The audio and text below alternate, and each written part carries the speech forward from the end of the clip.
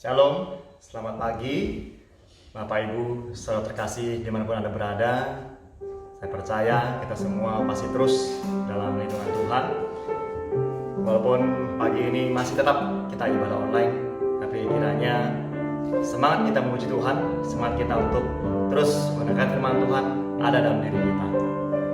Saya akan bacakan firman Tuhan di Matius 11 ayat 28 sampai ke 29. Firman Tuhan mengatakan, "Marilah kepadaku semua yang letih lesu dan berbeban berat. Aku akan memberi kelegaan kepadamu. Pikulah kuk yang kupasang dan belajarlah padaku, karena aku lemah lembut dan rendah hati, dan jiwamu akan mendapat ketenangan." Mari kita bersama-sama memasuki ibadah pagi ini dalam nama Allah Bapa, Allah Putra, dan Allah Roh Kudus. Mari kita naikkan pujian hormat bagi Allah Bapa.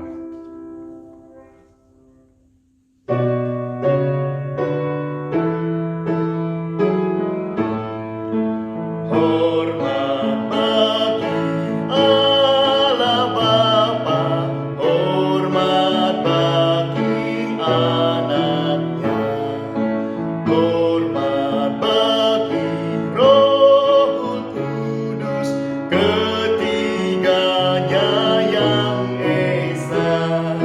Haleluya, haleluya, ketiganya yang esa.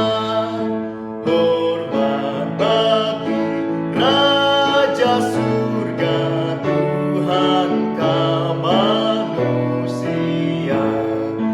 Hormat bagi Raja Gereja di seluruh dunia.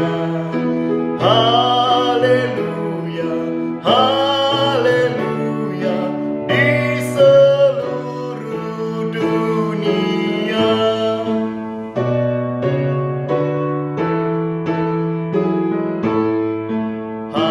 Haleluya, persembahan bala kerajaanmu diletakkan siang malam di hadapan tatanya. Haleluya, haleluya, di hadapan tatanya. Mari kita bersama-sama berdoa. Bapa dalam surga, sungguh Tuhan, kami kembali bersyukur kepada Tuhan, kembali berterima kasih pada Tuhan untuk kesempatan di pagi hari yang indah ini. Tuhan, kami masih bisa memuji Tuhan walaupun masih dengan fasilitas online. Tuhan, terima kasih, kami percaya ini pun karena anugerah Tuhan, ini pun karena cinta kasih Tuhan. Terima kasih Tuhan untuk kesehatan yang Kau beri pada kami. Terima kasih untuk semangat kami bernyanyi. Terima kasih untuk mulut kami yang kami bisa terus memuji Engkau. Terima kasih untuk hati kami yang terus bersuka cita untuk terus memuji Engkau. Tuhan, terima kasih Tuhan. Kami berdoa padamu Tuhan, menyerahkan untuk teman-teman kami, saudara-saudara kami dimanapun mereka berada. Tuhan, terus menyertai mereka, dan kiranya walaupun online Tuhan, kami percaya mereka akan terus semangat untuk melayani Tuhan. Kau berkati Tuhan untuk koneksi internet selama sejam ke depan ya Bapak. Sungguh berkati, kiranya semua berjalan lancar. Tuhan, terima kasih Tuhan. Kami menyerahkan padamu Tuhan sekali lagi. Berfirman Tuhan akan dikatakan Kak Joni. Tuhan berkata dia berikan hikmat biasa bagi dia untuk memberikan kebenaran firman untuk kita semua. Tuhan, terima kasih. Kami menyerahkan padamu sekali lagi ibadah online pagi ini dari awal pertengahan sampai akhirnya ke dalam tangan-Mu. Dalam Tuhan Yesus kami berdoa dan bersyukur. Haleluya. Amin.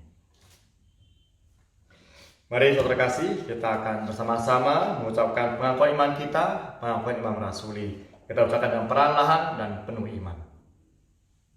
Aku percaya kepada Allah, Bapa yang Maha Kuasa, Khalik langit dan bumi, dan kepada Yesus Kristus, Anak yang tunggal Tuhan kita, yang dikandung dari Roh Kudus, lahir dari anak darah Maria, yang menderita sengsara di bawah pemerintahan Pontius Pilatus, disalibkan, mati dan dikuburkan, turun ke dalam kerajaan maut, pada hari ketiga bangkit pula dari antara orang mati, naik ke surga, duduk di sebelah kanan Allah Bapa yang Maha Kuasa. Dan dari sana ia akan datang untuk menghakimi orang yang hidup dan yang mati. Aku percaya kepada Roh Kudus, gereja yang kudus dan am, persekutuan orang kudus, pengampunan dosa, kebangkitan daging, dan hidup yang kekal. Amin. Mari kita dengan pujian hormat diberi.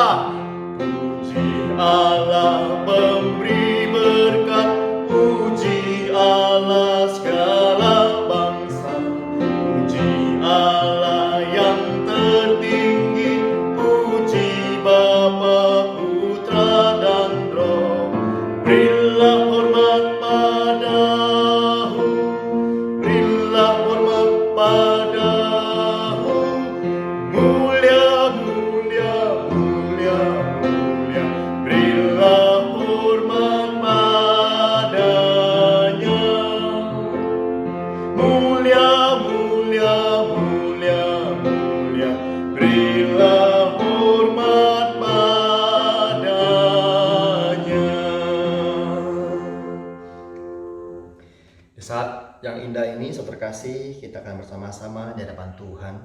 Kita akan mengakui dosa kita. Saya bacakan firman Tuhan di Yesaya 1 ayat 18. Firman Tuhan mengatakan, "Marilah, baiklah kita berperkara. Firman Tuhan, sekalipun dosamu merah seperti kirmizi, akan menjadi putih seperti salju. Sekalipun berwarna merah seperti kain kesumba, akan menjadi putih seperti bulu domba." Mari terkasih, kita bersama-sama mengakui dosa kita dan meminta pengampunan dari Tuhan kita. Ya Allah kami, ya Tuhan kami, sungguh Tuhan, firman Tuhan yang begitu indah bahwa Engkau Allah yang berkuasa, Engkau Allah yang maha pengasih, Engkau Allah yang maha pengampun. Sungguh Tuhan, terima kasih untuk kesempatan yang indah ini Tuhan, di hadapan-Mu ini Tuhan, kami ingin mengakui dosa kami. Sungguh Tuhan, ampunilah kami Tuhan untuk dosa ketidaktaatan kami, untuk dosa kebebalan kami, untuk dosa tidak tahu diri kami ya Tuhan, untuk dosa mulut kami, dosa pikiran kami. Sungguh Tuhan, ampunilah kami ya Tuhan. Tuhan, kami sekali bersyukur Tuhan kesempatan kami bisa tiap hari Tuhan bisa mengakui dosa kami dan minta ampun dosa padamu ya Tuhan. Kami percaya bahwa kasih-Mu, percaya bahwa pengampunan-Mu selalu ada dalam diri kami. Tuhan, terima kasih, terimalah doa pengampunan dosa kami, dan nama-Mu Tuhan kami berdoa dan bersyukur. Haleluya. Ya, saudara kasih, kita akan membaca firman Tuhan. Hari ini kita membaca firman Tuhan yang terdapat di Mazmur 131. Firman Tuhan yang sangat indah sekali dengan perikopnya menyerah kepada Tuhan, berserah kepada Tuhan.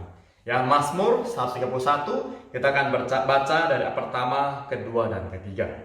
Ya, Mazmur 131, nyanyian Jara Daud. Tuhan, aku tidak tinggi hati dan tidak memandang dengan sombong. Aku tidak mengejar hal-hal yang terlalu besar atau hal-hal yang terlalu ajaib bagiku. Sesungguhnya aku telah menenangkan dan mendiamkan jiwaku, seperti anak yang disapi berbaring dekat ibunya. Ya, seperti anak yang disapi, jiwaku dalam diriku. Berharaplah kepada Tuhan, hai Israel, dari sekarang sampai selama-lamanya. Amin. Untuk firman Tuhan yang kita baca pagi hari ini, kiranya terus menguatkan kita, kiranya terus meneguh kita semua untuk selalu berharap pada Tuhan. Di kondisi ini, ya, hanya bisa kita berharap pada Tuhan, ya, bukan hanya berharap pada vaksin yang ditemukan oleh manusia. Kita percaya, ya, kalau Tuhan mau langsung menemukan pun bisa. Mari saudara terkasih, kita terus berharap pada Tuhan, kita terus percaya pada Tuhan bahwa apapun yang kita alami hari ini, ya, Tuhan terus menyertai kita. Kita mau satu pujian, hanya kepada Allah aku berharap. Ku tak gentar, ya tak ingkar, Bapa surgawi memelihara.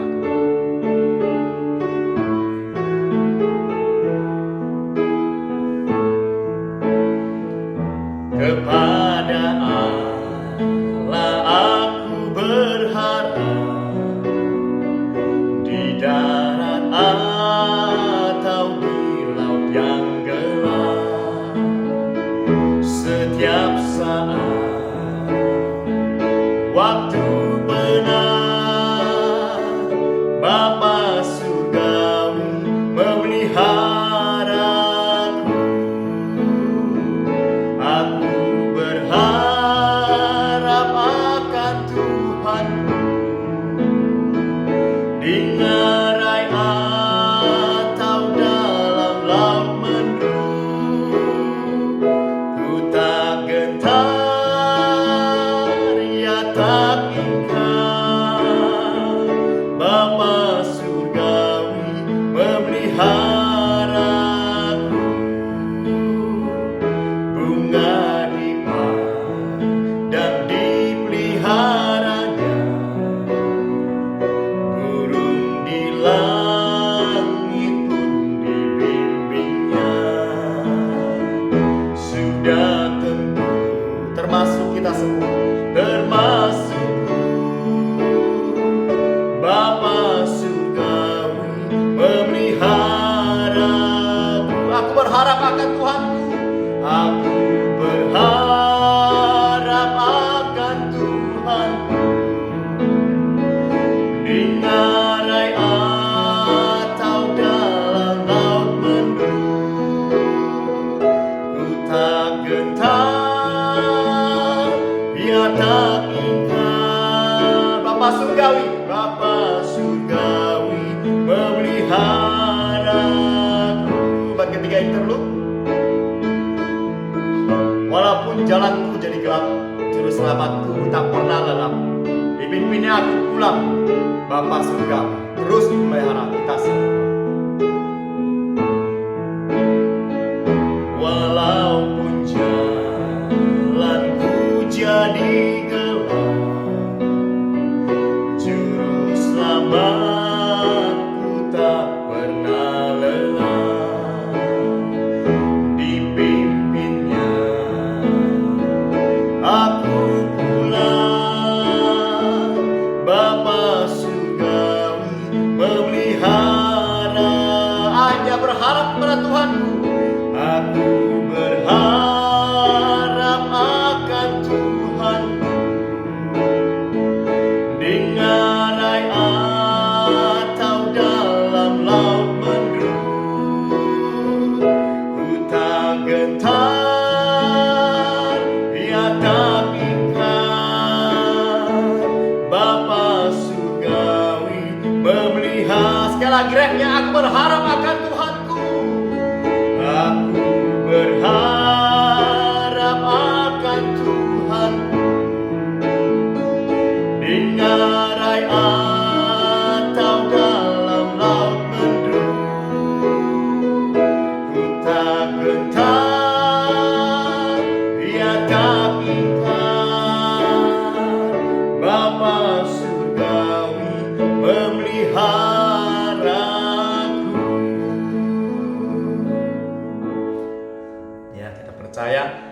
Bapa Surgawi terus akan memelihara kita semua. Saat ini kita akan berdoa syafaat. Kita akan berdoa untuk negara kita. Kita berdoa untuk teman-teman, saudara-saudara kita yang masih mungkin dirawat di rumah sakit yang terkena positif corona. Dan kita berdoa juga untuk pasien orang dalam pengawasan dan pasien dalam pengawasan. Ya, muncul satu berita bahwa banyak sekali justru jumlah orang yang meninggal itu bukan yang positif, tapi mereka-mereka yang masih dalam pengawasan. Ya, dikarenakan mungkin banyak sekali alat-alat, ya, alat PCR mengecek paru-paru yang masih belum memadai. Kita berdoa pada Tuhan, kiranya Tuhan terus ya memberkati, Tuhan terus melindungi, Tuhan terus memberikan hikmat ya bagi pemerintah dan rumah sakit untuk lebih cepat tanggap lagi. Ya, kita berdoa juga untuk kota-kota yang sudah menjalankan protokol new normal. Ya, kita berdoa untuk para pengusaha-pengusaha yang terpaksa harus ya mengeluarkan cost lebih, mengeluarkan biaya lebih ya untuk bisa mengikuti protokol new normal ini. Kita berdoa pada Tuhan, kiranya pemerintah, masyarakat Indonesia bisa bekerja sama ya untuk bisa menanggulangi wabah virus corona ini. Ya, sebelumnya mari kita mengucapkan pujian, ya Tuhan, tiap jam ku memerlukanmu. Engkaulah yang memberi sejahtera penuh.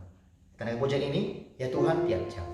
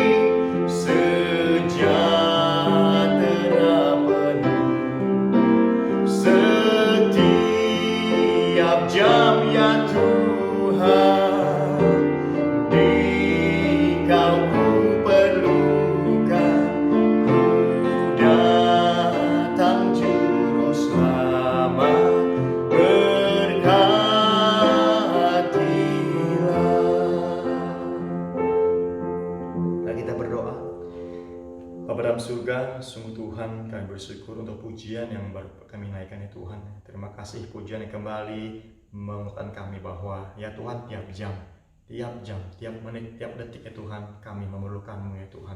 Sungguh ya Allah kami bersyukur punya Allah yang selalu hadir, selalu menyertai kami. Tuhan terima kasih.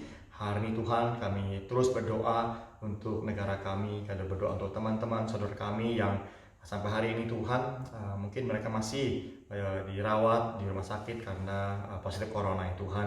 Kami berdoa pada Tuhan untuk mereka-mereka semua yang masih dalam pengawasan.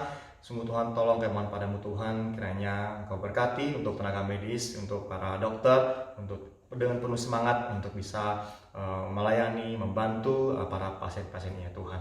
Tuhan tolong kami padamu Tuhan, kami mendengar isu bahwa yang pasien-pasien meninggal itu bukan kebanyakan dari positif corona, tapi mereka yang meninggal karena mungkin masih dalam pengawasan Tuhan. Sungguh Tuhan tolong kami padamu Tuhan, kami pun tidak tahu alasannya ada apa, dikarenakan mungkin banyak alat-alat yang masih belum tersedia sehingga pertolongannya mungkin tidak cepat ya Tuhan, sehingga sudah keburu meninggal sebelum dibantu dengan alat-alat yang memadai. Sungguh Tuhan tolong kepadamu Tuhan, kami berdoa kiranya apapun menjadi kekurangan di dalam negara kami, sungguh Tuhan tolong kiranya Engkau mau bantu, kiranya Engkau mau terus menyertai dengan hikmat bijaksana bagi pemerintah yang terus sampai terus berjuang untuk memikirkan bagaimana caranya dari segi ekonomi, dari segi sosial, dari segi pertumbuhan negara ini bisa berjalan baik. Sungguh Tuhan tolong kami padamu Tuhan bersatu hati menyerahkan memerintahkan dalam tangan Tuhan. dari pemerintah pusat, pemerintah daerah ya Tuhan dalam tangan Tuhan. Kami mohon padamu Tuhan, kami berdoa padamu untuk Tuhan sekali lagi untuk beberapa kota yang kami bersyukur sudah memasuki zona hijau. Sungguh Tuhan berkati, kiranya kami percaya akan makin banyak kota-kota yang akan memasuki zona hijau ini Tuhan. Sungguh Tuhan tolong padamu Tuhan, kiranya protokol new normal yang sudah dilakukan oleh pemerintah kiranya bisa dijalankan, ditaati oleh semua masyarakat Indonesia Tuhan. Hanya berdoa pada Tuhan, menyerahkan sekali lagi untuk para pengusaha yang mereka harus mengeluarkan biaya lebih, walaupun mereka belum tahu apakah akan kembali normal, tapi sebelum mau menjalankan sudah harus melakukan kos lebih. Sungguh Tuhan berkati mereka Tuhan, berikan hikmat bijaksana bagaimana menjalankan bisnisnya di keadaan new normal ini Tuhan. Kami mohon padamu Tuhan, kiranya ada kerjasama yang baik, kerjasama yang terus ada di negara kami antara masyarakat dan pemerintah ya Tuhan. Kami mohon padamu Tuhan, jauhkan ya Tuhan untuk pihak-pihak yang ingin memanfaatkan momen ini untuk kepentingan sendiri. Sungguh Tuhan tolong sadarkan mereka. Kiranya saat ini Tuhan percaya bahwa virus corona ini bisa membuat Indonesia makin bersatu, membuat Indonesia Tuhan makin terus bersama-sama, maju bersama-sama ya Tuhan. Terima kasih, kami mohon padamu Tuhan, kami menyerahkan sekali lagi Indonesia ini ke dalam tangan Tuhan. Hanya dalam nama Tuhan kami berdoa, menyerahkan doa-doa kami dalam tangan-Mu. Kami terus Tuhan menunggu jawaban terbaik yang Kau beri pada kami. Berikan kami hati yang rendah hati untuk menunggu dengan sukacita jawaban Tuhan. Dan kami percaya bahwa jawaban Tuhan terus akan sesuai indah pada waktunya. Terima kasih Tuhan kami, terima kasih Allah kami. Dalam nama-Mu Tuhan kami berdoa dan bersyukur. Haleluya. Amin. Ya, saudara kasih, kita akan mendengarkan firman Tuhan. Kita mau pesan hati dan pikiran kita mau mendengarkan pujian, ku kagum dan hormat akan Engkau.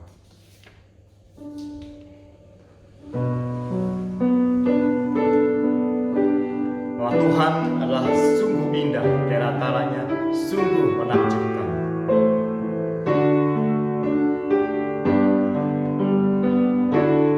Kau sungguh indah tiada taranya, sungguh menakjubkan, sungguh ajaib untuk dimengerti,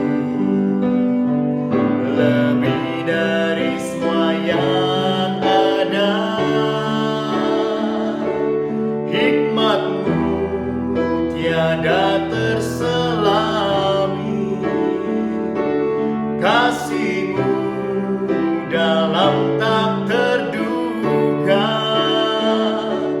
Kau sungguh indah tiada taranya, mulia dan berkuasa. Ku kagum hormat, ku kagum hormat akan Engkau. Ku kagum hormat akan Engkau. Kau Allah yang layak dipuji. Ku kagum akan Engkau. Sekali lagi, kau sungguh indah tiada taranya.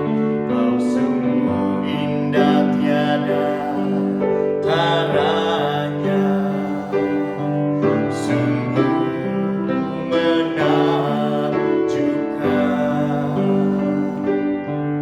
sungguh ajaib untuk dimengerti, lebih dari semua yang ada, semua yang ada. Hikmat-Mu tiada terselami, kasih-Mu dalam tak terduga. Kau sungguh indah tiada taranya, mulia dan berkuasa. Ku kagum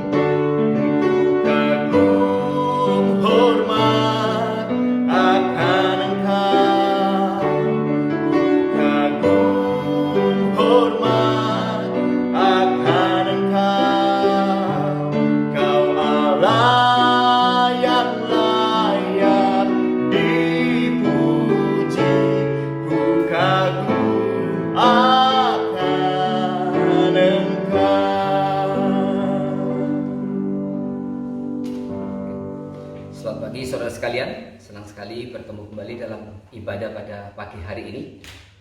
Kita berdoa supaya kondisi ini cepat bisa berlalu, dan jikalau sesuai dengan yang sudah kami rencanakan, yaitu pengurus bicarakan, kita akan beribadah offline mungkin mulai tanggal 5 Juli dengan catatan jika semua berjalan dengan dalam keadaan baik, dan kemudian jumlah korban di dalam DKI Jakarta sendiri tidak terus-terusan meningkat. Kita berdoa karena hanya kepada Tuhan saja kita mau berserah. Baiklah saudara, sebelum kita akan memulai firman pada pagi hari ini, mari kita bersama-sama masuk di dalam doa. Tuhan Bapa kami yang kami sembah dalam nama Tuhan Yesus Kristus, Tuhan yang Maha Pengasih dan Maha Pemurah, Tuhan yang begitu mengasihi kami, Tuhan yang tiada henti terus memelihara, menyertai dan memimpin kehidupan kami, sehingga pada hari ini pun kami tetap boleh menikmati segala anugerah yang sudah Tuhan berikan kepada kami. Berikan kepada kami kesetiaan dan ketaatan untuk setiap tugas dan panggilan yang Tuhan berikan kepada kami, sehingga di dalam segala situasi kami tetap boleh hidup menjalani kehidupan kami sebagai garam dan terang, bersaksi bagi Tuhan.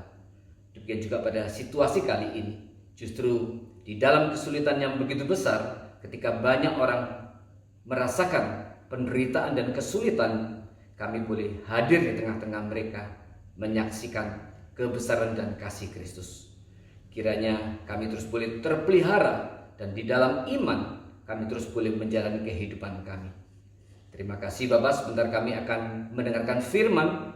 Kiranya firman ini boleh sekali lagi menguatkan kami, menuntun hidup kami, supaya kami boleh mempersembahkan seluruh kehidupan kami sebagai ibadah yang sejati kepada Tuhan. Berkati untuk waktu ke depan ini, berbicaralah kepada kami. Kami siap mendengarkan firman Tuhan. Dalam nama Tuhan Yesus Kristus kami sudah mengucap syukur dan berdoa. Amin. Saudara, pada pagi ini kita akan berbicara tentang yaitu katekismus Heidelberg. Katekismus ini sangat baik sekali, khususnya di dalam katekismus ini bersifat pastoral.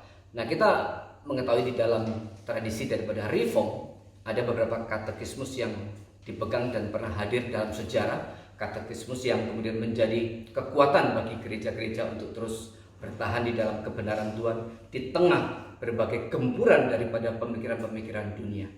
Yang pertama adalah katekismus dari yang dikeluarkan oleh Martin Luther. Jadi kalau kita lihat sejarahnya kembali, katekismus, itu berasal dari kata Yunani katekein. Katekein itu dipakai di dalam Lukas 1 ayat 4 dan kemudian juga di Galatia 6 ayat 6 dan juga di dalam Kisah Para Rasul. Itu berarti katekein adalah pengajaran, atau bisa digambarkan sebagai bersuara dari atas, berbicara dari atas.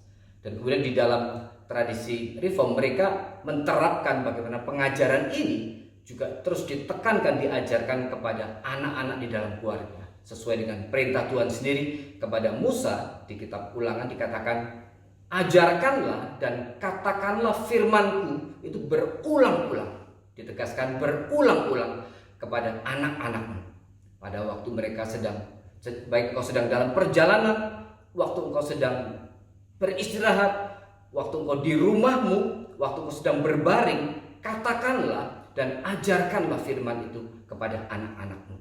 Maka kemudian orang-orang Reform di pasca reformasi menerapkan apa yang dikatakan oleh Tuhan kepada Musa ini. Nah, saudara, kalau di dalam sejarah gereja pada abad pertama, dulu ada satu tulisan atau buku yang ditulis oleh Bapak Gereja yang disebut sebagai Didaki, dan kemudian ini dipakai untuk pengajaran kepada orang-orang Kristen yang baru bertobat waktu itu. Kemudian pada abad 4 Agustinus membuat satu pokok-pokok pikiran, dan kemudian pada abad 4 setelah itu mereka juga memakai daripada pikiran-pikiran Agustinus. Tetapi sebenarnya katekismus yang kemudian secara sistematis dan kemudian disusun secara rapi pertama kali sebenarnya dilakukan oleh Martin Luther. Nah, kita mengenal ada katekismus besar dan ada katekismus kecil, dan dua katekismus ini sampai hari ini dipakai di gereja-gereja Lutheran. Dan kemudian reformator yang lain juga, terutama khususnya Yohanes Calvin, kemudian membuat katekismus yang lain. Misalnya ada katekismus di Perancis, berbahasa Perancis itu Geneva, katekismus Geneva itu dipakai untuk gereja-gereja Calvinis yang berbahasa Perancis. Dan kemudian nanti ada katekismus Heidelberg yang akan kita bahas, ini dipakai oleh gereja dari Calvinis yang berbahasa Jerman dan juga berbahasa Belanda. Di luar itu ada lagi Belgic Confession dan kemudian ada lagi Canon of Dort. Nah, Belgic Confession, Canon of Dort dan kemudian katekismus Heidelberg, 3 katekismus ini dianggap sebagai tiga tiang utama daripada gereja-gereja reform di Eropa. Dan kemudian nanti pada akhirnya setelah munculnya 3 katekismus ini, kemudian disusun sebuah katekismus yang dianggap, sebagian orang menganggap sebagai katekismus yang terbaik, yaitu katekismus Westminster. Itu kira-kira pada tahun 1644. Dan kemudian katekismus Westminster itu dianggap sebagai puncak daripada semua katekismus. Tetapi ada juga yang melihat ada perbedaan sebenarnya karakter sifat daripada katekismus Heidelberg dan juga katekismus Westminster. Jika Westminster itu sangat doktrinal, dia disusun berdasarkan kategori-kategori dalam sistematika teologi. Tetapi katekismus Heidelberg ini lebih bersifat pastoral. Nah, saudara, saya akan cerita sedikit tentang latar belakang daripada katekismus Heidelberg. Nah, pasca reformasi kemudian terjadilah begitu banyak pengajaran yang diajarkan oleh para reformator, yaitu Martin Luther, kemudian Ulrich Zwingli dan juga Johannes Calvin. Tetapi kemudian di antara 3 reformator ini terjadi perbedaan-perbedaan teologi. Dan kemudian jemaat di bawah dan kemudian mereka yang menganut daripada teologi daripada 3 reformator ini, kemudian di bawah terjadi semacam gesekan, sehingga akhirnya ada semacam suasana persaingan dan kemudian di antara penganut daripada ketiga reformator ini. Dan kemudian Raja Frederick III yang memimpin sebuah kekaisaran di daerah Kurpfalz, Kurpfalz itu adalah sebuah daerah di Jerman sebelah barat. Dia bermaksud mengajarkan, dia merindukan bagaimana supaya rakyatnya ini bisa dididik secara baik di dalam tentang Alkitab. Mereka supaya memahami pemahaman firman yang baik. Dan kemudian dia juga ingin meneruskan apa yang sudah dilakukan oleh sebelumnya, yaitu penguasa sebelum dia, yaitu bagaimana meneruskan semangat daripada pengajaran kaum reformator. Maka kemudian Raja Frederick III atas dari saran daripada Ulrich Zwingli, dia meminta seorang yang bernama Zacharias Ursinus. Zacharias Ursinus dia ini seorang teolog murid daripada Ulrich Zwingli. Dia seorang pengajar di Universitas Heidelberg untuk menyusun sebuah katekismus. Itu terjadi di tahun 1532. Kemudian Frederick III meminta Zacharias Ursinus untuk menyusun sebuah katekismus. Dan kemudian setelah dia susun, ada yang mengatakan ini bersama-sama satu tim, tetapi banyak meyakini bahwa paling pokok di situ adalah pikiran-pikiran daripada Zacharias Ursinus. Dan kemudian Ursinus menyerahkan itu kepada Caspar Olevianus yang kemudian mengedit atau menyusun kembali katekismus yang sudah disusun oleh Ursinus. Maka kemudian sejarah mencatat 2 nama ini, yaitu Zacharias Ursinus dan kemudian Caspar Olevianus sebagai penyusun daripada katekismus Heidelberg. Tetapi lebih banyak diakui bahwa Zacharias Ursinus lah yang menuliskan pokok-pokok pikiran dialah yang ada di dalam katekismus Heidelberg ini. Maka kita lihat bahwa ada latar belakang oikumene daripada katekismus Heidelberg ini. Karena di situ ada latar belakang persaingan dan gesekan antara para pengikut daripada 3 reformator ini, yaitu Luther, Calvin dan kemudian Ulrich Zwingli, khususnya dari pengikut Luther dan Ulrich Zwingli. Di sini kemudian Frederick III ingin menyatukan daripada jemaat itu supaya mereka tidak bersinggungan, tidak bergesekan karena perbedaan-perbedaan teologi. Nah, itu menjadi latar belakang daripada katekismus Heidelberg. Oleh karena itu banyak menilai katekismus Heidelberg ini bersifat sangat pastoral, bersifat oikumene dan kemudian pastoral.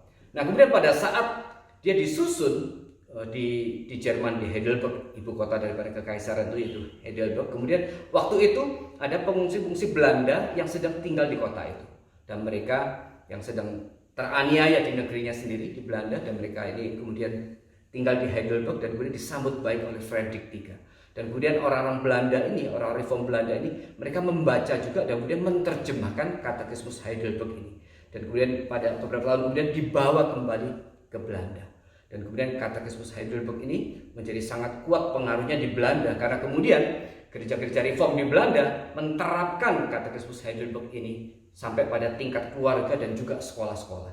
Dan kemudian di gereja itu dibacakan setiap minggu.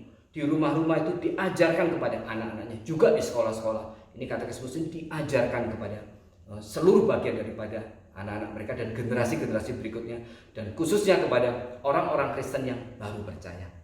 Nah, kemudian masuk ke Indonesia sendiri, yaitu kira-kira tahun 1623, yaitu ketika Belanda ke Indonesia, dan kemudian ada misionaris dari Belanda yang juga ke Indonesia, dan kemudian mereka datang dan juga akhirnya membawa pengajaran daripada Katekismus Heidelberg ini.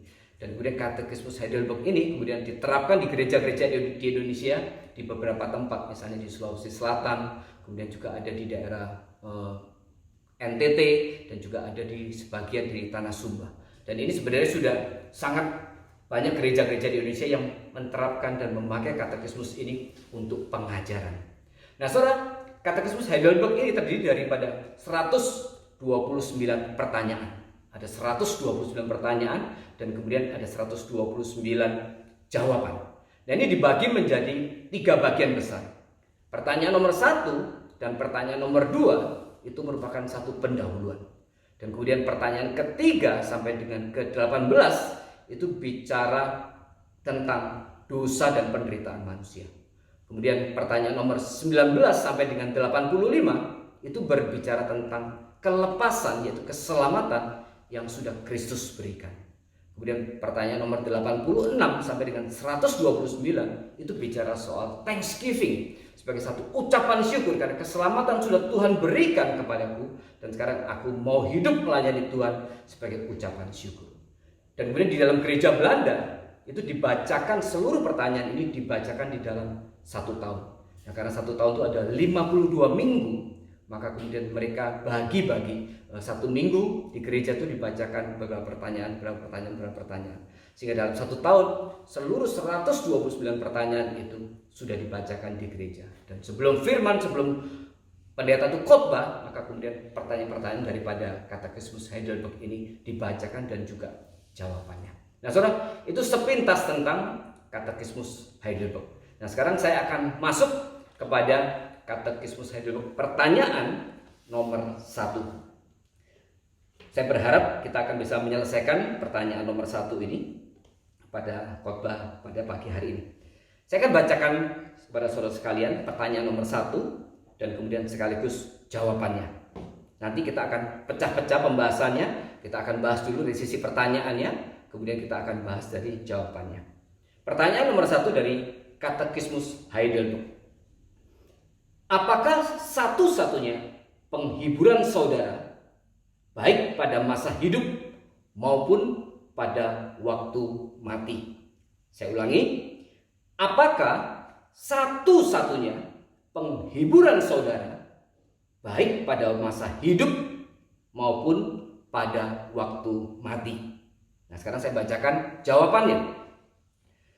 Bahwa aku dengan tubuh dan jiwaku, baik pada masa hidup maupun pada waktu mati, bukan milikku, melainkan milik Yesus Kristus, Juru Selamatku yang setia. Dengan darahnya yang tak ternilai harganya, Dia telah melunasi seluruh hutang dosaku dan melepaskan aku dari segala kuasa iblis. Dia juga memelihara aku sehingga tidak sehelai rambut pun jatuh dari kepalaku di luar kehendak Bapa yang ada di surga. Bahkan segala sesuatu harus berguna untuk keselamatanku. Karena itu juga oleh Roh-Nya yang kudus, Dia memberiku kepastian mengenai hidup yang kekal dan menjadikan aku sungguh-sungguh rela dan siap untuk selanjutnya mengabdi kepadanya. Nah, saudara, jawaban ini nanti kita akan pecah menjadi 10 bagian. Kita akan penggal-penggal menjadi 10 bagian. Tetapi sebelum kita masuk di dalam jawabannya, kita akan bahas dulu pertanyaannya. Pertanyaannya adalah, sekali lagi saya ulang, apakah satu-satunya penghiburan saudara, baik pada masa hidup maupun pada waktu mati?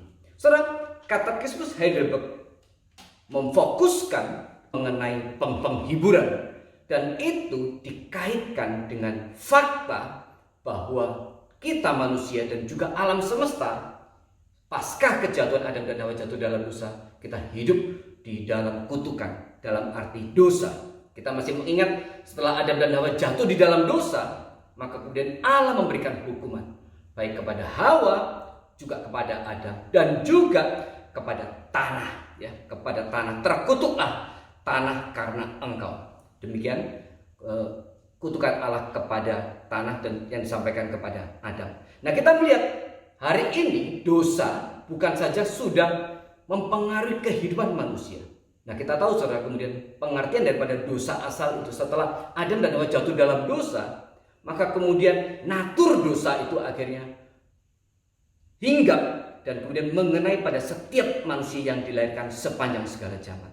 Dan ini saudara, jangan dimengerti seakan-akan dosa asal itu turun secara genetis, bukan. Tetapi natur dosa itu setelah Adam dan Hawa jatuh dalam dosa, maka kemudian natur dosa itu menempel dan berada pada setiap manusia yang dilahirkan.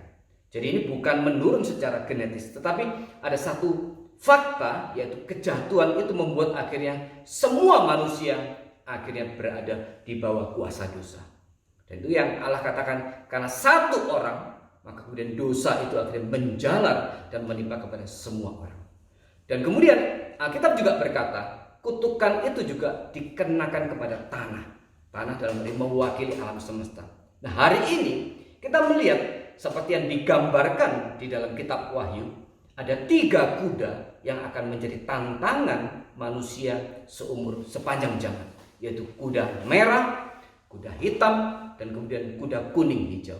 Ada 4 kuda. Yang pertama kuda putih, itu Tuhan, pekerjaan Tuhan sendiri. Dan kemudian ada kuda hitam, kuda merah, dan juga kuda kuning hijau. Saudara, kuda hitam, kuda merah itu bicara tentang peperangan, peperangan. Kemudian kuda hitam itu bicara tentang bencana alam. Kemudian kuda kuning hijau itu tentang penyakit. Nah, saudara, kita lihat peperangan, kemudian bencana alam, dan kemudian penyebaran penyakit. Ini 3 hal yang terus-terusan ada sepanjang segala zaman. Dan mungkin juga hari ini kita sedang menghadapi COVID. Menghadapi COVID ini merupakan sesuatu hal yang sudah dinubuatkan oleh Allah di dalam kitab Wahyu, bahwa 3 hal ini akan terus-terusan hadir di dalam kehidupan manusia. Jadi Katekismus Heidelberg melihat bahwa kita sebagai manusia hidup di dalam satu tantangan yang sangat berat. Yang pertama, kita menghadapi kuasa dosa yang sudah ada di dalam diri kita, di mana dikatakan kedagingan kita itu ingin membawa kita terus ke dalam hidup yang mengarah kepada dunia. Dunia berkembang di mana di baliknya ada kuasa iblis yang bekerja, dan kemudian dunia sedang ingin membawa kita, menyeret kita menjauh dari Tuhan. Dan mereka menawarkan begitu banyak mimpi-mimpi dan impian, tawaran-tawaran daripada dunia yang ingin terus menjauhkan kita dari Tuhan, yang terus ingin membawa kita dari dosa. Dan celakanya bukan hanya manusia yang menawarkan dosa kepada kita, tetapi juga pada akhirnya alam pun itu menjadi semacam ancaman bagi kita. Di satu sisi memang kita tiap hari tetap bisa menikmati indahnya matahari terbit. Kita masih bisa menikmati indahnya kicauan daripada burung-burung. Waktu kita mungkin pergi ke laut, kita pergi ke gunung, kita melihat begitu indah pemandangan itu. Tetapi jangan lupa, di balik keindahan pemandangan itu ada bencana-bencana yang siap alam semesta hadirkan buat kita. Gunung berapi itu bisa meletus kapanpun. Dan juga gempa bumi bisa terjadi kapanpun. Dan juga banjir itu juga bisa terjadi kapanpun karena ulah manusia. Nah, kita melihat Katekismus Heidelberg itu melihat bagaimana kehidupan kita ini semacam satu kehidupan yang sangat dihimpit oleh segala hal. Yaitu kita menghadapi kuasa dosa yang mungkin setiap saat menggoda kita. Dikatakan iblis bekerja itu seperti singa yang mengelilingi kita. Iblis bekerja di sekitar kita. Iblis bekerja di rumah kita. Iblis juga bekerja di tempat-tempat kamar kita, di tempat kita makan, di ruang tamu kita, di dalam mobil kita, di kantor kita, di gereja, dimanapun di situ manusia berada, di situ juga iblis berada. Di sini Alkitab mengatakan, di mana Tuhan bekerja, di situ juga iblis hadir. Misalnya kita melihat bagaimana pencobaan Yesus di padang gurun, dikatakan Roh Kudus menuntun Yesus, ya. Allah Roh menuntun Allah Anak ke padang gurun. Tetapi meskipun di situ ada Allah Roh dan juga ada Allah Anak, ternyata di situ juga ada iblis yang menggoda Yesus. Nah, saudara, kalau kita kembali kepada kisah daripada penciptaan, ini salah satu krisis yang dihadirkan, yang harus kita hadapi pada waktu manusia diciptakan, yaitu adalah krisis tentang eksistensi adanya si jahat itu, dan kemudian ada krisis daripada urutan. Apa maksudnya? Krisis daripada eksisten adanya kejahatan itu adalah kita harus mengingat fakta bahwa sebelum manusia diciptakan, iblis sudah ada. Malaikat Lucifer itu sudah jatuh di dalam dosa. Ya, sebelum manusia diciptakan, iblis sudah ada. Dan oleh karena itu, waktu kita melihat keindahan penciptaan di dalam Kejadian, ketika dikatakan Tuhan melihat segala sesuatu sungguh amat baik. Setelah manusia dicipta, semuanya sungguh amat baik. Dan kemudian digambarkan bagaimana kehidupan, keindahan di Taman Eden itu. Tetapi kemudian ternyata di taman itu juga hadir si iblis. Karena apa? Karena si iblis itu, setan itu sudah ada sebelum manusia diciptakan. Setan dari mana? Setan adalah malaikat yang memberontak kepada Allah. Dan kemudian dia dibuang ke bumi. Dan dia menjadi kuasa iblis yang terus menggoda manusia, yang terus melawan pekerjaan Allah. Saudara, jangan salah, setan bukan ciptaan Tuhan. Tuhan mencipta malaikat di dalam keindahan, tetapi malaikat memiliki tugas untuk melayani Tuhan. Dan oleh karena itu Tuhan juga berikan kepada malaikat itu sebuah kebebasan. Dan akhirnya kebebasan ini kemudian disalahgunakan oleh malaikat. Dia memberontak kepada Tuhan karena ingin menjadi sama seperti Allah. Maka kemudian sepertiga malaikat itu yang jatuh di dalam dosa, yang memberontak kepada Allah, kemudian oleh Allah dibuang ke bumi. Dan waktu dibuang ke bumi, saat itu manusia belum dicipta. Maka kita lihat ini adalah krisis urutan. Krisis urutan karena sebelum manusia dicipta, setan itu sudah ada. Dan inilah kemudian menjadi suara yang akhirnya mengganggu dan suara yang hadir di dalam keindahan Taman Eden. Dan kemudian ternyata akhirnya manusia itu akhirnya jatuh di dalam dosa. Kalau dikatakan di dalam Kejadian, dan ular yang cerdik, ular adalah binatang yang cerdik. Kata cerdik itu di dalam bahasa aslinya itu bermakna dia mengerjakan suatu pekerjaan dan pasti berhasil, pasti sukses, tidak mungkin gagal. Dan kemudian setan memakai ular yang cerdik ini untuk menjatuhkan Adam dan Hawa. Dan akhirnya memang godaan itu berhasil. Nah, saudara, kita hidup di tengah-tengah keberdosaan daripada manusia di dalam diri kita yang ingin terus menyeret kita jauh dari Tuhan. Kita hidup di tengah-tengah alam semesta yang juga suatu saat kapanpun bisa menjadi ancaman bagi kehidupan manusia. Kita hidup di tengah-tengah dunia yang perkembangan hari ini segala penyakit bisa muncul kapanpun. Kita hidup di tengah-tengah dunia di mana antar negara bisa terjadi peperangan kapanpun. Hari ini Amerika dengan China sedang panas. Korea Selatan dengan Korea Utara juga sedang di dalam situasi hubungan yang tidak baik. Perang bisa terjadi kapanpun. Bencana alam bisa terjadi kapanpun. Dan kita juga bisa terjatuh dalam dosa kapanpun. Karena kita dikatakan dikelilingi oleh singa-singa, kuasa-kuasa gelap yang seperti singa mengelilingi kita sebagai domba. Nah, ini asumsi dasar yang dilihat oleh Katekismus Heidelberg. Oleh karena itu, di tengah-tengah situasi dunia seperti ini, maka tidak bisa tidak manusia memerlukan satu penghiburan. Satu penghiburan di mana waktu kita menjalani kehidupan kita yang demikian berat, begitu banyak tantangan, kita tidak mungkin bisa mengandalkan kekuatan diri kita sendiri. Karena kita sedang berhadapan dengan kuasa roh jahat yang melampaui manusia.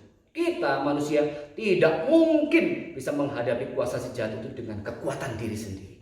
Dan oleh karena itu kita membutuhkan satu penghiburan. Penghiburan yang bisa akan memampukan kita untuk menghadapi segala cobaan, segala kuasa jahat yang terus akhirnya menggoda kita. Dan itu menjadi satu alasan kenapa Katekismus Heidelberg memulai pertanyaan nomor 1 itu bicara tentang penghiburan. Nah, ini mirip dengan Katekismus Westminster yang dikatakan pertanyaan nomor 1 yaitu apakah tujuan hidup manusia? Katekismus Westminster mengatakan manusia hidup untuk memuliakan dan menikmati Tuhan. Dan di sini ada satu kemiripan yaitu pada kata yang berikutnya. Heidelberg mengatakan apakah satu-satunya penghiburan saudara baik pada masa hidup maupun pada waktu mati. Saudara dikatakan satu-satunya berarti Katekismus Heidelberg meyakini hanya ada satu penghiburan sejati yang bisa menjadi kekuatan bagi manusia untuk menjalani kehidupannya, untuk menghadapi terutama kuasa daripada si jahat itu. Hanya ada satu, tidak ada yang lain. Tidak ada yang lain, hanya ada satu. Berarti katekismus ini juga mengajarkan kepada kita hanya ada satu hal yang paling penting di dalam kehidupan manusia, di dalam kehidupan kita sebagai orang yang sudah ditebus oleh Kristus. Satu-satunya penghiburan. Kemudian yang ketiga dikatakan baik pada masa hidup maupun pada masa mati. Dia bicara tentang hidup dan mati. Berarti katekismus ini mengatakan melihat hidup ini bukan sesuatu yang berhenti saat manusia mati. Tetapi nanti setelah mati memang ada kehidupan sebagaimana yang dikatakan oleh Alkitab. Dan penghiburan itu harus bisa menjadi jaminan bagi kita di dalam konteks hidup hari ini dan juga nanti pada waktu mati. Jika penghiburan itu hanya menjadi penghiburan bagi kita waktu hidup dan kemudian penghiburan itu tidak bisa memberikan jaminan kita kepada kita waktu kita nanti mati, celaka.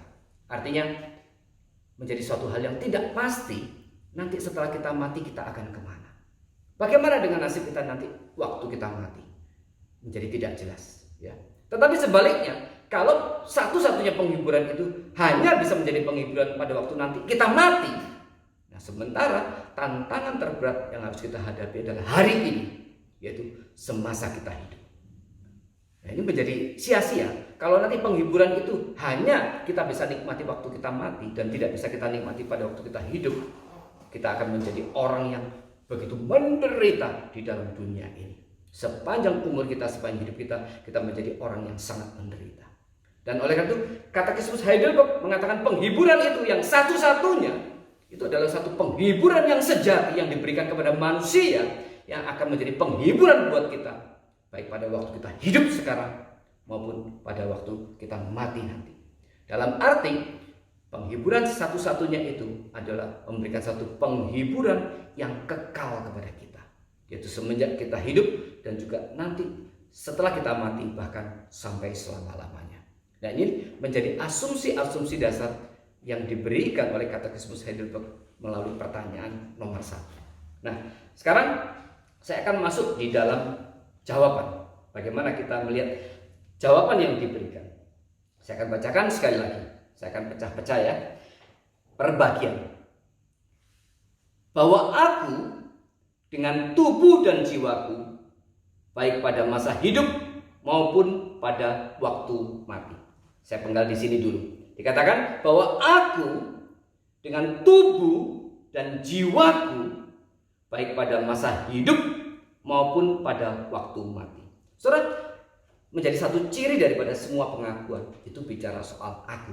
Ya, misalnya pengakuan iman rasuli itu dimulai dengan aku percaya, aku percaya. Nah, kita melihat di sini Alkitab mengajarkan kepada kita pada akhirnya iman itu, keselamatan itu bicara tentang pribadi lepas pribadi. Iman itu bekerja bukan secara rombongan atau secara borongan, tidak. Iman itu pada akhirnya adalah pertanggungjawaban pribadi lepas pribadi setiap kita di hadapan Tuhan. Oleh karena itu katekismus ini jawabannya dimulai juga dengan kata aku. Sebagaimana pengakuan iman rasuli mengatakan aku percaya. Nah, saudara, di sini penting sekali untuk selalu kita ingat, yaitu apakah memang kita sudah betul-betul berada di dalam perjanjian dengan Tuhan. Apakah kita tetap berada di dalam standpoint yang benar di hadapan Tuhan untuk menyadari bahwa akhirnya keselamatan itu bicara tentang aku, tentang hidupku. Ini pertama sekali. Ini menjadi satu awal yang harus kita pikirkan terus. Oleh karena itu saudara, saya ingin terus mengajak saudara memikirkan sekali lagi keselamatan setiap kita. Mari kita boleh meyakinkan diri bahwa aku sudah berada di dalam jalan keselamatan itu. Aku sudah betul-betul menerima Kristus sebagai Tuhan dan Juru Selamatku. Ini penting sekali untuk selalu kita ingat. Karena keselamatan sekali lagi iman itu akhirnya bicara person by person, pribadi lepas pribadi. Kemudian dikatakan bahwa aku dengan tubuh dan jiwaku. Ya, tubuh dan jiwaku. Nah, saudara, pengertian tubuh dan jiwa ini di dalam Alkitab ada dua pandangan. Ada yang mengatakan Alkitab berkata tubuh, jiwa, dan roh. Tetapi ada juga mengatakan tubuh dan roh. Nah, ini orang-orang Reform pun terpilah menjadi dua bagian. Ada yang mengatakan trikotomi, ada juga yang mengatakan dikotomi. Tapi saya tidak ingin bahas itu. Tapi di sini katakan tubuh dan jiwa. Tubuh dan jiwa. Ini dihadirkan karena untuk melawan ajaran daripada dualisme daripada Plato. Nah, saya pernah singgung di dalam khotbah sebelumnya, yaitu mulai kira-kira di abad ketiga, abad kedua sebelum Kristus, sebelum Masehi, Plato kemudian mengajarkan konsep dualisme. Dualisme yaitu tubuh dan jiwa itu sebagai dua hal yang terpisah. Tubuh itu adalah jahat, tubuh adalah penuh dosa, penuh kejahatan, itu tubuh. Dan jiwa atau dalam konsep Plato disebut sebagai ideal, itu adalah sesuatu yang baik. Dan kemudian tubuh dan jiwa ini itu seperti kuda putih dan kuda hitam yang terus bertarung di dalam diri kita, ya, di dalam diri kita. Dan ini suatu hal yang terpisah. Plato mengatakan jiwa kita itu sedang dipenjara oleh tubuh kita. Dan oleh karena itu perjuangan jiwa adalah untuk lepas daripada tubuh. Nah, ini Plato memisahkan dua hal ini. Dan ini kemudian berpengaruh kepada abad daripada modern, ketika abad 16, 17, 18 sampai hari ini, kemudian modernisasi daripada seluruh dunia peradaban manusia dibangun di dalam prinsip konsep daripada dualisme daripada Plato. Sehingga hari ini kita masih mengingat bahwa hidup ini dibagi menjadi dua bagian. Ada hidup yang sakral, ada hidup yang sekuler, ya. Ada yang rohani, ada yang non rohani. Ini adalah dualisme daripada Plato. Hidup yang rohani, ya waktu kita berdoa, waktu kita baca Alkitab, kita ke gereja, kita PA, kita retret, itu hidup rohani.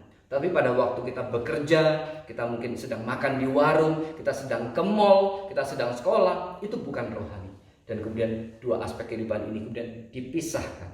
Kemudian diperluas lagi, yang rohani itu adalah urusan pribadi, urusan private. Silakan semua orang beragama, tapi itu urusan pribadimu. Jangan dicampurkan dengan urusan publik. Waktu kita masuk ke dalam dunia publik, itu adalah dunia yang non rohani. Engkau tidak boleh bawa urusan-urusan imanmu ke dalam dunia publik, karena di sini adalah komunitas, di situ adalah masyarakat, di mana setiap orang punya hak untuk imannya sendiri-sendiri. Jadi engkau tidak berhak berbicara tentang yang rohani tadi, imanmu di dunia publik. Dan atas dasar ini kemudian banyak negara di Eropa melarang penginjilan, karena doa, iman, agama, urusan pribadimu masing-masing. Bawa itu hanya di kamarmu sendiri saja. Jangan dibawa waktu kau keluar rumah. Jangan lagi bawa urusan imanmu ke dalam dunia publik. Nah, saudara, ini adalah pengaruh daripada ajaran daripada Plato. Nah, ini juga akhirnya mempengaruhi kekristenan. Nah, saudara, membuat akhirnya kekristenan kita sulit hidup utuh. Karena kita, banyak dari kita masih berpikir hidup kita ini ada yang rohani, ada yang non rohani. Oleh karena itu kemudian banyak orang Kristen, misalnya pengusaha-pengusaha Kristen, kalau di gereja dia begitu baik, dia begitu taat, dia pendoa yang baik. Tetapi waktu dia di dunia bisnis, dia menjadi, dalam kutip, menjadi binatang yang sangat kejam. Nah, ini ada hidup yang seakan-akan kemudian terpilah. Ya, ada orang Kristen yang di gereja melayani begitu luar biasa. Tetapi waktu dia masuk dunia bisnis, dia suap sana, suap sini, suap sana, suap sini, dan dia merasa itu tidak salah, bukan sesuatu yang salah. Karena dia berpikir ini hidup non rohani, ini adalah rohani. Dan di sini di dunia bisnis itu tidak ada urusannya dengan kerohanian. Nah, itu membuat akhirnya kehidupan orang Kristen juga menjadi kehidupan yang kemudian dualisme. Nah, saudara, Alkitab hendak mendobrak ini. Oleh karena itu Heidelberg menghadirkan istilah baik tubuh dan jiwa. Itu karena dalam konteks hari itu di abad 16, ajaran dualisme Plato itu sangat kuat mempengaruhi pemikiran zaman itu. Sehingga kemudian istilah itu dipakai dua-dua, baik tubuh dan jiwa. Dalam arti Heidelberg melihat sesuai dengan apa yang dikatakan di Alkitab, seluruh hidup itu adalah rohani di hadapan Tuhan. Kita tidak memisahkan keinginan daging dan kemudian keinginan jiwa, keinginan roh, tidak. Jadi pada waktu kita sedang berpikir ini, aduh, aku mau makan sate kambing atau enggak ya? Aku mau makan sate kambing enggak, itu enak banget ya gitu ya. Kemudian itu jangan ditempatkan begini. Dagingku, yaitu perutku, lidahku, ingin sate kambing. Ya. Tetapi jiwaku, ya, mungkin rohku bilang jangan. Itu nanti asam urat, kolesterol dan sebagainya. Engkau punya tekanan darah tinggi, jangan makan kambing. Jadi kemudian di dalam diri kita seakan-akan ada konflik antara jiwa, kesadaran kita yang bilang jangan, dan kemudian perut dan lidah yang bilang makan. Gitu. Nah ini pandangan yang dualisme. Kita juga seringkali dipengaruhi oleh pandangan ini. Jadi bagaimana saudara? Pada waktu kita ingin daging, kita berkata sebenarnya bahwa kita ini seluruhnya, jiwa dan tubuh kita satu sisi sedang ingin makan itu. Tetapi di sisi lain ada jiwa dan tubuh kita juga yang lain sedang berkata tidak. Gitu. Jadi pada waktu kita akhirnya makan, itu berarti sebenarnya jiwa dan tubuh kita bersama-sama menikmatinya. Ya. Dan pada waktu kita kemudian menolak, kita bilang enggak, saya tidak mau makan. Itu berarti seluruh hidup kita, tubuh dan jiwa kita juga akhirnya menolak. Nah, ini konsep yang benar menurut Alkitab. Jadi dikatakan hidup yang mengarah kepada dunia atau hidup yang mengarah kepada Tuhan. Bukan, jangan dikonflikkan seakan dagingku itu mengarah ke dunia, jiwaku mengarah ke Tuhan. Nah, waktu dikatakan daging roh memang penurut, tapi daging adalah lemah. Nah, saudara, kata daging itu di dalam Perjanjian Baru itu merupakan satu metafora. Karena jangan lupa Alkitab itu dituliskan ada unsur kontekstual. Dan waktu Alkitab dituliskan di abad-abad pertama, itu ajaran Plato, dualisme Plato tentang tubuh yang berdosa, daging yang berdosa, itu kuat sekali. Bahkan dualisme Plato ini juga mempengaruhi pemikiran beberapa bapak gereja. Sehingga kemudian Paulus memakai istilah daging itu bukan di dalam konteks pengertian yang dualisme. Tetapi istilah itu dipakai tubuh, daging, kan hari itu orang sudah mengenal sekali istilah tubuh dan daging, tetapi mereka mengenal di dalam konsep dualisme Plato. Oleh karena itu dalam Roma 12 dikatakan serahkan hidupmu, tubuhmu sebagai ibadah yang sejati. Maksudnya apa? Maksudnya Paulus hendak mengkoreksi seluruh pikiran hari itu. Dengan kata tubuh itu bicara seperti soal seluruh hidup. Tubuh itu mewakili seluruh hidup, bukan dalam pengertian tubuh seperti dalam dualisme Plato. Sehingga waktu Paulus berkata serahkan hidupmu, tubuhmu sebagai ibadah yang sejati, maksudnya bicara soal seluruh hidup. Nah saudara, kita harus hati-hati dengan ini, karena dualisme ini seringkali membuat akhirnya orang Kristen tidak bertumbuh. Sekali lagi, seluruh hidup, tubuh dan jiwa. Nah istilah daging itu mewakili satu kehidupan yang mengarah kepada dunia. Atau di dalam teologi Paulus, istilah daging itu juga seringkali dikaitkan dengan ketundukan kepada hukum Taurat. Ya, waktu Paulus mengatakan perbuatan di dalam konsep dia itu sebenarnya perbuatan baik itu adalah tunduk kepada hukum Taurat. Dan dia mau tegaskan tunduk pada hukum Taurat sebagai jalan keselamatan yang diyakini oleh orang Yahudi adalah salah. Karena jalan keselamatan iman itu adalah anugerah. Nah sekali lagi saudara, kita harus dobrak konsep dualisme ini. Maka pada waktu kita menjalani hidup kita, maka seluruh tubuh dan jiwa ini adalah satu di hadapan Tuhan. Tinggal itu bicara soal direction, soal arah. Kita memiliki satu kehidupan seluruhnya yang mengarah kepada Tuhan, atau kehidupan seluruhnya yang mengarah kepada dunia. Maka istilah daging itu berarti satu kehidupan seluruh tubuh dan jiwa yang mengarah kepada dunia. Dan Katekismus Heidelberg hendak menghantam konsep dualisme itu. Dia katakan baik tubuh dan jiwa itu berarti seluruh hidup. Berarti seluruh hidup. Kemudian dikatakan baik pada masa sekarang maupun pada masa nanti. Dan ini berarti iman itu juga akan bicara soal kekekalan. Itu bicara menembusi daripada waktu kronos yang kita jalani sekarang. Setelah kita mati, hidup manusia tidak berhenti di situ. Tapi akan ada satu masa di mana kita akan hidup bersama-sama dengan Tuhan sampai selama-lamanya. Oleh karena itu dikatakan, aku, tubuh dan jiwaku, baik pada masa sekarang maupun masa nanti. Itu jawaban penggalan yang pertama. Kemudian saya akan lanjutkan untuk penggalan yang berikutnya. Dikatakan bahwa aku dengan tubuh dan jiwaku, baik pada masa hidup maupun pada waktu mati, bukan milikku. Ya, bukan milikku. Mari kita lihat di Roma 14 ayat 7 dan 8. Roma 14 ayat 7 dan 8. Saya akan bacakan buat saudara sekalian, Roma 14 ayat 7 dan 8. Sebab tidak ada seorang pun di antara kita yang hidup untuk dirinya sendiri, dan tidak ada seorang pun yang mati untuk dirinya sendiri. Sebab jika kita hidup untuk Tuhan, dan jika kita mati untuk Tuhan. Jadi baik hidup atau mati, kita adalah milik Tuhan. Sekali lagi saya bacakan 7 dan 8. Sebab tidak ada seorang pun di antara kita yang hidup untuk dirinya sendiri, dan tidak ada seorang pun yang mati untuk dirinya sendiri. Sebab jika kita hidup untuk Tuhan, dan jika kita mati untuk Tuhan. Jadi baik hidup atau mati, kita adalah milik Tuhan. Kemudian bagian ayat yang kedua, kita lihat di 1 Korintus 6 ayat 19. 1 Korintus 6 ayat 19. Atau tidak tahukah kamu bahwa tubuhmu adalah bait Roh Kudus yang diam di dalam kamu, Roh Kudus yang kamu peroleh dari Allah, dan bahwa kamu bukan milik kamu sendiri. Ya, bahwa kamu bukan milik kamu sendiri. Ini penggalan kalimat yang kedua. Kalau saya lanjutkan, saya baca sekaligus. Bahwa aku dengan tubuh dan jiwaku, baik pada masa hidup maupun pada waktu mati, bukan milikku. Nah saudara, ini harus kita pertegas di dalam hidup kita. Seringkali orang banyak berpikir bahwa mereka mau hidup semau-maunya, mereka mau hidup suka-suka, karena mereka berpikir hidup itu adalah milik dia. Kalau kita berpikir hidup itu milikku sendiri, kita akan terhilang dari Tuhan. Nah saudara, kenapa orang tetap berpikir bahwa hidup itu milik dia sendiri? Karena sebenarnya dia tidak bisa memahami pekerjaan Allah. Nah kenapa saudara orang tidak bisa memahami pekerjaan Allah? Karena orang tidak mengerti konsekuensi daripada dosa. Karena kita tidak memahami akibat daripada dosa.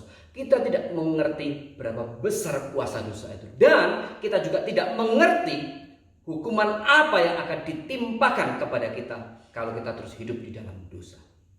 Saya membayangkan misalnya ada 10 orang sedang berjalan-jalan di tengah hutan. Kemudian 10 orang ini kemudian tersesat, ya, tersesat di dalam hutan, dan kemudian ada respon yang berbeda-beda. Mungkin 5 orang di antaranya tidak menyadari bahwa mereka sedang tersesat, sehingga kemudian 5 orang ini tetap bisa menikmati segala pemandangan dengan ceria. Mereka tetap bisa bersikap ceria, mereka tetap bisa senang-senang, mereka mungkin tetap bisa lincah di situ. Ekspresi mereka, muka mereka mungkin masih gembira karena melihat pemandangan gunung yang begitu indah. Mereka melihat sungai, melihat jurang dan sebagainya. Mereka melihat keindahan gunung di seberang sana, dan mereka kemudian menikmati perjalanan itu. Kenapa? Karena 5 orang ini tidak sadar bahwa mereka sudah tersesat. Tapi mungkin juga di antara 10 orang itu kemudian 3 orang merasa, tapi perasaannya belum terlalu kuat. Ini tersesat atau enggak tersesat, jadi dia masih maju mundur, kadang-kadang merasa sedih, aduh dia tersesat, tapi kadang-kadang dia juga menikmati gitu, karena dia masih bersikap tidak jelas. Tetapi kemudian ada 2 orang di antara 10 itu yang sadar betul bahwa mereka sedang tersesat, dan kemudian 2 orang ini berusaha, dia melepaskan diri dari kumpulan itu untuk jalan duluan, untuk berusaha mencari jalan. Kemudian 2 orang ini kemudian pergi mencari jalan, dia pergi beberapa puluh meter daripada rombongan, dan mereka berusaha menemukan jalan itu kemana dia harus pergi. Dan kemudian ketika dia 2 orang ini pergi meninggalkan rombongan, tiba-tiba akhirnya dia melihat di situ ada sekumpulan singa yang sedang menuju ke lokasi mereka. Mereka ketakutan, dan kemudian mereka berusaha lari, mereka belok ke kiri. Tapi mereka waktu belok ke kiri, mereka lihat di situ ada segerombolan juga daripada anjing-anjing hutan yang sedang menuju ke tempat yang sama. Dan mereka akhirnya balik lagi, mereka menuju ke arah yang lain. Dan kemudian mereka melihat di sana ada beruang. Dan kemudian mereka tidak bisa lari ke tempat itu, akhirnya mereka terpaksa akhirnya balik kembali ke rombongan.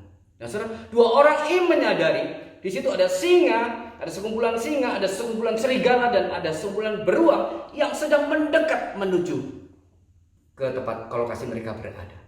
Dan kemudian ketika waktu berjalan, ketika binatang-binatang buas ini sudah makin dekat, akhirnya puji Tuhan, akhirnya pertolongan tiba. Ada petugas dari kelompok petugas hutan kemudian yang datang dan menemukan lokasi mereka dan kemudian menyelamatkan mereka. Singkat cerita, udah 10 orang ini selamat semua. Saudara bisa bayangkan, dari 10 orang ini, kira-kira yang paling bersyukur yang mana? Yang paling bersyukur yang 2 tadi. Kenapa? Karena yang 2 tadi itu menyadari bahwa saat itu sebenarnya hidup mereka sedang di dalam bahaya besar. Karena ada ancaman daripada beruang, singa, dan serigala itu. Dan 2 orang ini, saya percaya 2 orang ini akan bersyukur jauh lebih bisa bersyukur daripada orang-orang yang lainnya.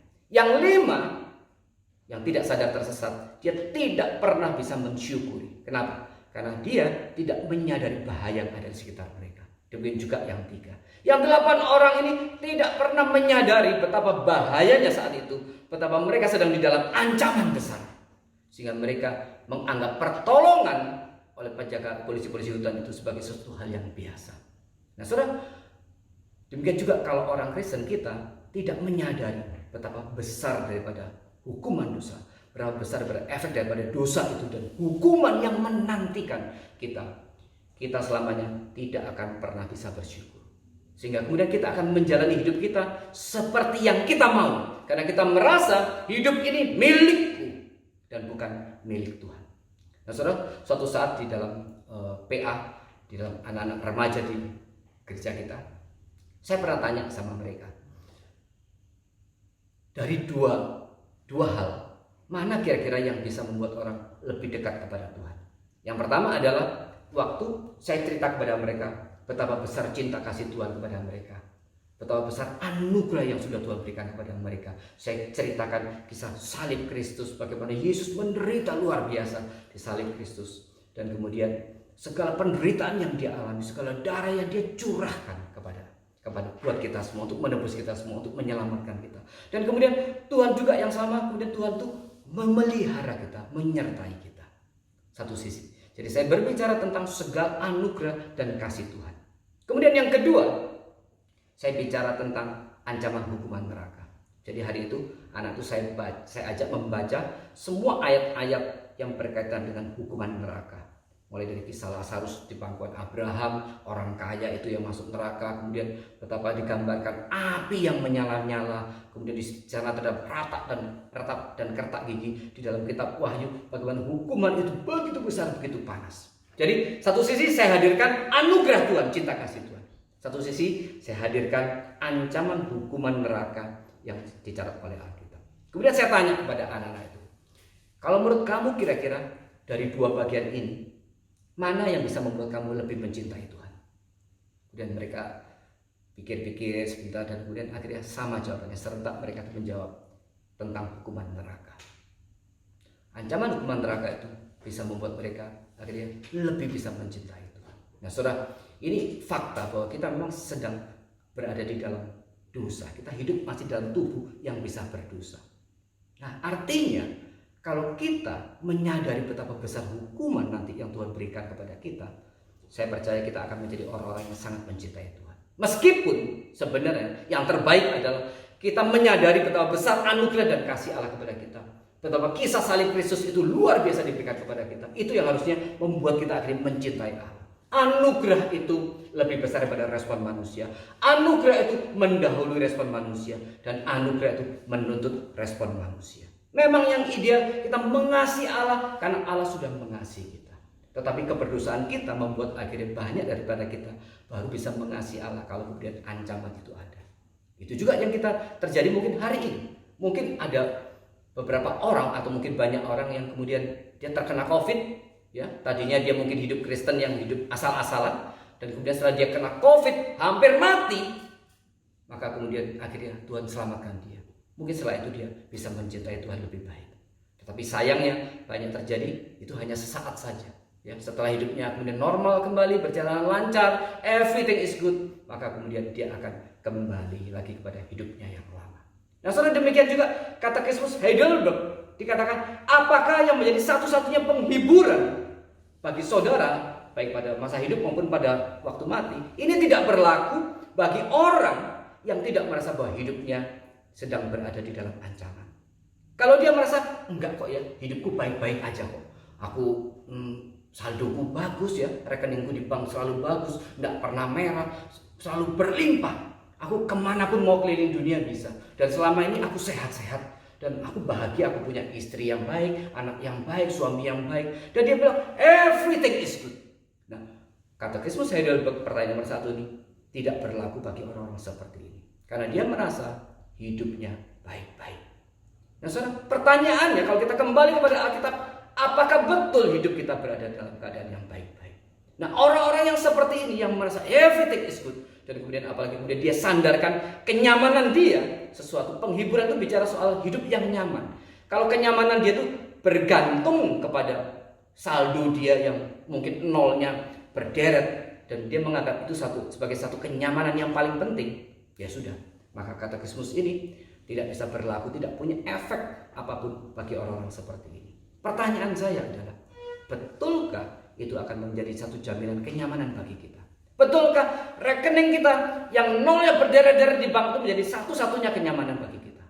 Atau mungkin keluarga kita yang menjadi kenyamanan bagi kita? Nah, saudara, ini menjadi satu hal yang harus kita koreksi. Apa yang menjadi penghiburan satu-satunya? Itu bicara berarti tentang apa? Apa yang menjadi yang the most important, yang paling penting di dalam hidup? Apa yang paling penting?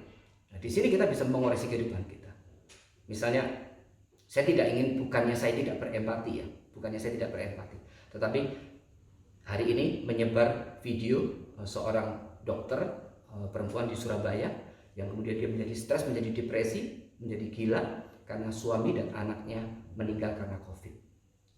Saudara, saya tidak mengatakan kalau kita ditinggal oleh orang-orang yang kita kasih itu sebagai hal yang ringan. Itu berat, saudara. Itu hal yang berat sekali. Tetapi kalau kita menjadikan orang-orang ini sebagai yang nomor 1 selain Tuhan, maka kita berada di dalam resiko yang sangat besar. Karena kapanpun orang-orang yang kita kasih itu bisa pergi mendadak dengan kejadian-kejadian yang sangat tidak terduga. Sangat tidak terduga. Demikian juga kalau kita menjadikan rekening kita di saldo yang nolnya berderet sebagai satu-satunya kenyamanan kita, itu bisa hilang kapanpun. Demikian juga kalau kita menganggap kesehatan kita, pekerjaan kita, bisnis kita sebagai satu-satunya kenyamanan dalam hidup kita, itu bisa hilang kapanpun. Sebagaimana yang dialami oleh Ayub. Pertanyaannya dari nomor 1 ini membuat kita juga memikirkan kembali sebenarnya apa yang the most important, apa menjadi sumber penghiburan di dalam hidup kita yang sejati, yang sesungguhnya. Nah, kita mengatakan hanya Kristus. Hanya Kristus. Tetapi sebelum kita masuk dalam Kristus, saya ingin mengajak saudara mengoreksi sekali lagi kehidupan saudara. Apa yang menjadi satu-satunya sumber penghiburanmu? Apa yang menjadi satu-satunya sumber kenyamanan hidupmu?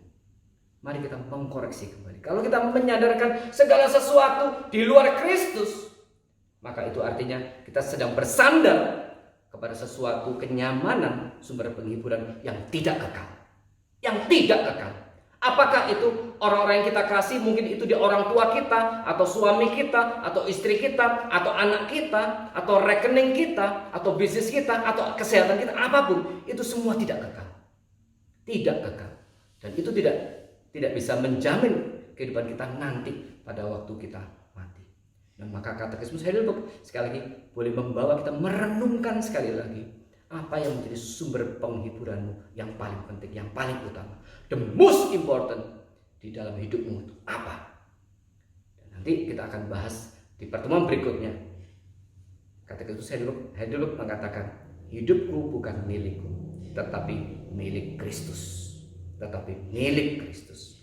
Dan Kristus menjadi satu jaminan, dikatakan juru selamatku yang setia. Dia yang memelihara aku. Bahkan rambutku satu pun tidak mungkin jatuh di luar kedaulatan Bapa. Nah, ini kita akan bicarakan di dalam minggu berikutnya. Tapi sebelum saya akan mengakhirinya, saya ingin membacakan sekali lagi pertanyaan nomor 1 dan jawaban nomor 1 untuk bersama-sama kita renungkan. Pertanyaan, apakah satu-satunya penghiburan saudara, baik pada masa hidup maupun pada waktu mati, bahwa aku, ini jawabannya, bahwa aku dengan tubuh dan jiwaku, baik pada masa hidup maupun pada waktu mati, bukan milikku, melainkan milik Yesus Kristus Juru selamatku yang setia. Dengan darahnya yang tak ternilai harganya, Dia telah melunasi seluruh hutang dosaku dan melepaskan aku dari segala kuasa iblis. Dia juga memelihara aku sehingga tidak sehelai rambut pun jatuh dari kepalaku di luar kehendak Bapa yang ada di surga. Bahkan segala sesuatu harus berguna untuk keselamatanku.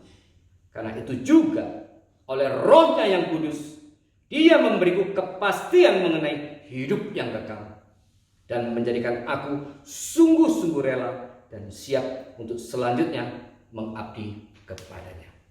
Sekali saudara, mari kita renungkan keselamatan kita. Dan kita meyakini sebagaimana firman Tuhan katakan, tidak ada yang lebih penting daripada Allah. Yesus berkata, jika engkau mengasihi ayahmu, ibumu, suamimu, istri, anakmu lebih daripada engkau mengasihi aku, engkau tidak layak bagiku. Maka mari kita menjadikan sumber penghiburan kita satu-satunya, baik masa hidup maupun mati, adalah Kristus dan bukan yang lain. Mari kita menempatkan Kristus sebagai yang the most important di dalam hidup kita dan bukan yang lain. Kiranya saudara diberkati oleh Tuhan. Mari kita berdoa. Tuhan, terima kasih Bapak untuk firman Tuhan yang sekali lagi boleh mengingatkan kembali kehidupan kami di hadapan Tuhan. Siapakah kami di hadapan Tuhan? Tuhan yang sudah mencipta kami di dalam keindahan, tetapi kemudian kami sudah memberontak kepada Tuhan dan terjatuh di dalam dosa. Kami berada di dalam ancaman hukuman kekal, yaitu neraka. Kami hidup di tengah-tengah dunia yang berdosa, di mana segala hal keburukan, kuasa si jahat maupun amarah daripada alam semesta suatu saat kapanpun bisa mengancam kehidupan kami. Dengan juga perkembangan penyakit yang begitu luar biasa saat hari ini, kapanpun bisa menimpa kami. Kami begitu rentan, kami begitu fragile di hadapan alam semesta ini. Tetapi kami bersyukur oleh karena firman Tuhan sekali lagi membawa kami kepada satu kesadaran, pemahaman bahwa ada satu-satunya penghiburan yang sejati, yang kekal, yang bisa lebih berkuasa daripada segala hal yang ada dalam dunia ini, yaitu penghiburan di dalam Kristus. Keselamatan yang sudah Kristus berikan kepada kami. Oleh karena itu ajar kami untuk boleh mengasihi Kristus, menjadikan Kristus sebagai satu-satunya yang paling penting dalam hidup kami. Kami boleh mengasihi Kristus melebihi segala hal yang kami miliki, melebihi segala orang-orang, saudara, istri, anak, suami, orang tua yang Tuhan hadirkan dalam kehidupan kami. Sehingga kami boleh betul-betul fokus hanya bagaimana hidup ini dijalani dengan terus menjalani kehidupan yang menyenangkan hati Tuhan. Sebagai satu ekspresi kami mengasihi Kristus. Terima kasih Bapak, berkati setiap jemaat, setiap domba di tempat ini. Tuhan akan pertumbuhkan mereka terus, Tuhan akan terus sertai mereka, dampingi mereka, Tuhan akan pelihara mereka. Sehingga mereka menjadi orang-orang yang akan terus makin mencintai Kristus dan makin mirip meneladani Kristus seumur hidupnya. Dalam nama Tuhan Yesus Kristus kami sudah mengucap syukur dan berdoa. Amin. Mari saudara kita memberikan persembahan, kita siapkan persembahan. Kita angkat pujian PPK nomor 164. Ku bersandar pada yang kekal.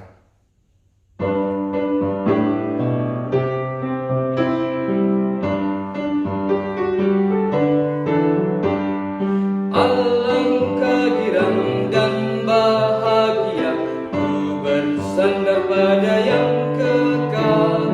Karunia besar diberi olehnya, sandar pada lengan yang kekal. Sandar, sandar, sandar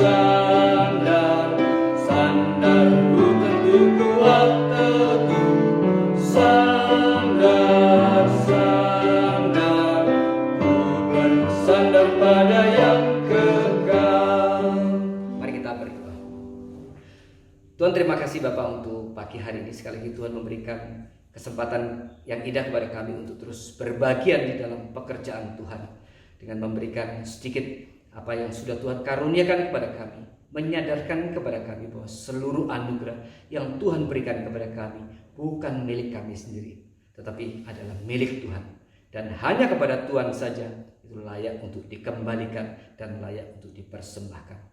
Tuhan berkati setiap hati yang sudah memberikan persembahan. Tuhan berkati kami semua. Di dalam nama Tuhan Yesus Kristus kami sudah mengucap syukur dan berdoa. Amin. Saudara, kita akhiri ibadah pada pagi hari ini. Kita angkat pujian Hidup Bagi Yesus.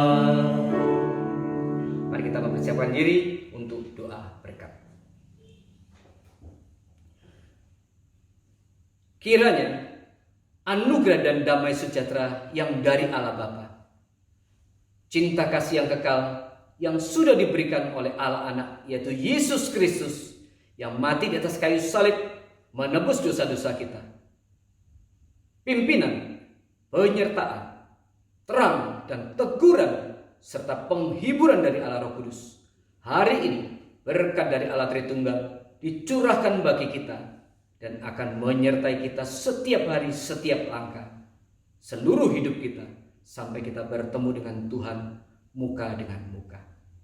Amin. Doksologi.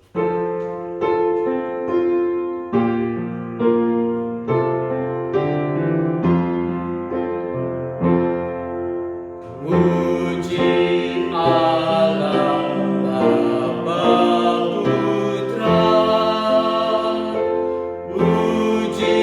Allah Roh